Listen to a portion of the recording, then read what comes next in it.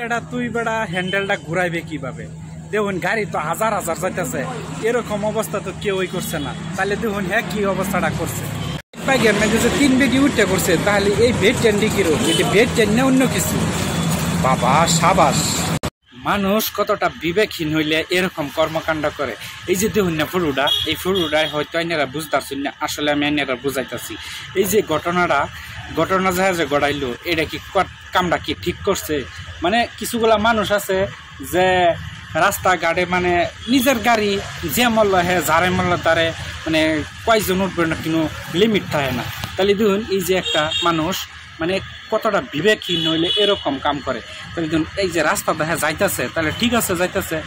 তাহলে দেখুন দেশের মধ্যে যে আইন কানুন, প্রত্যেকটা দেশের মধ্যে যে একটা আইন কানুন আছে, সেই আইন কানুন দেয় হের মতন অমান্য কেউই করছে না। দেখুন একটা মানে খুব মানে বয়স্ক প্রাপ্তবয়স্কর এই মহিলা 3 জন, একজন সামনে 2 জন পিছনে আর হ্যাঁ নিজের ড্রাইভার। তাহলে এরকম অবস্থার মধ্যে হ্যাঁ এই গাড়ি চলায় যাইতেছে এই রাস্তাটা। তাহলে এরকম করাটা কি মানুষের ঠিক? কিছুগুলো মানুষ আছে এরকম বিবেকহীন মানুষ আছে, তাহলে এরকম করা ঠিক না। অবশ্যই মানুষের বোঝা দরকার যে রাস্তা আছে, গাড়ি আছে বা মানুষও আছে। তাই বললে যে একটা বাইকের মধ্যে যে এতগুলা মানুষ উঠতে যাইব, তাও কি মহিলা মানুষ?